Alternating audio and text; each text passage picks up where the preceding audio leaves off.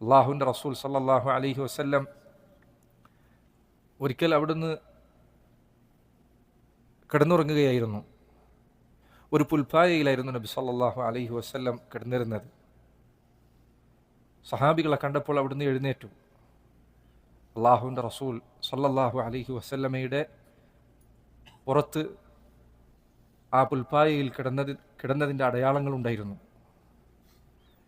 അത് കണ്ടപ്പോൾ സഹാബികളിൽ ചിലർ കരഞ്ഞു. ഉമർ ഇബ്നുൽ ഖത്താബ് റളിയല്ലാഹു അൻഹു അത് കണ്ടപ്പോൾ, നബി സല്ലല്ലാഹു അലൈഹി വസല്ലമയുടെ മുറിയിലുണ്ടായിരുന്ന തുച്ഛമായ വിഭവങ്ങൾ കണ്ടപ്പോൾ അദ്ദേഹം കരഞ്ഞു. അള്ളാഹുവിൻ്റെ റസൂൽ സല്ലല്ലാഹു അലൈഹി വസല്ലം ചോദിച്ചു, മാ യുബ്കീക യാ ഉമർ, എന്തിനാണ് ഉമർ കരയുന്നത്? അദ്ദേഹം പറഞ്ഞു, അള്ളാഹുവിൻ്റെ റസൂലെ, ദുനിയാവിൻ്റെ ആളുകൾ അവർ ബാത്തിലിൻ്റെ ആളുകളാണ്. കിസ്റയും കൈസറും ജീവിക്കുന്ന കൊട്ടാരങ്ങൾ എത്ര വലുതാണ്.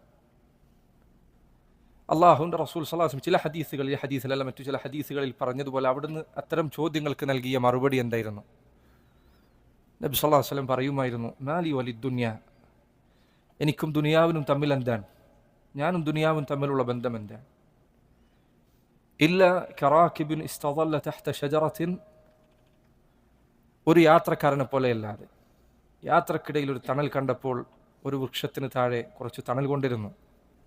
സുമ്മ റാഹ ഫതറകഹ, പിന്നീട് തനിക്ക് ആവശ്യമുള്ള വിശ്രമം ലഭിച്ചു കഴിഞ്ഞപ്പോൾ സുമ്മ റാഹ ഫതറകഹ, അദ്ദേഹം ആ തണലിൽ നിന്ന് എഴുന്നേറ്റ് പോയി.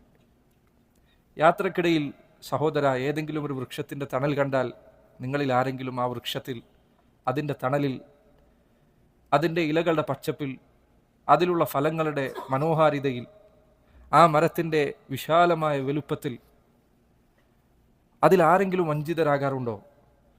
ഈ മരത്തിലാണ് ഇനി എനിക്ക് ജീവിക്കാനുള്ളത്, ഈ മരമാണ് എൻ്റെ എല്ലാം എന്ന് ആരെങ്കിലും കരുതാറുണ്ടോ? ഇല്ല. അള്ളാഹുവിൻ്റെ റസൂൽ സല്ലല്ലാഹു അലൈഹി വസല്ലം ദുനിയാവിനെ കണ്ടിരുന്നത് അതുപോലെയായിരുന്നു. അവിടുന്ന് ആ തണൽ പ്രയോജനപ്പെടുത്തി. നമുക്ക് ദുനിയാവ് വേണ്ട എന്നല്ല, തണൽ പ്രയോജനപ്പെടുത്തി. പക്ഷേ ഞാനൊരു യാത്രക്കാരനാണ് എന്ന ഓർമ്മ അവിടത്തേക്കുണ്ടായിരുന്നു. അതുകൊണ്ട് സഹോദര, നീ അംഗീകരിച്ചാലും ഇല്ലെങ്കിലും നീ ഒരു യാത്രയിലാണ്. ലതർകബുന്ന തബഖൻ അൻ തബഖ്, നിങ്ങൾ ഒരു ഘട്ടത്തിന് ശേഷം മറ്റൊരു ഘട്ടത്തിലേക്ക് കയറിക്കൊണ്ടേയിരിക്കുന്നതാണ്. അതിൽ നിന്ന് പുറത്തു കടക്കാൻ ഒരാൾക്കും സാധിക്കുകയില്ല.